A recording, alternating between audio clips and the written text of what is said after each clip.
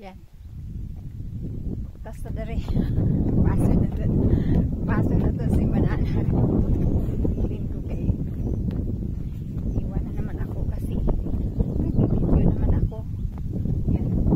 Makabuli natin siya. Ang ganda ng view, oh. Bigla ako lumakas, sabi niya.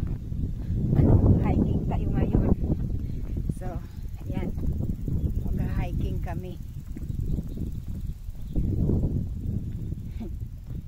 Dito, mag-umpisa tayo dito. Ang ganda ng view. Ayan.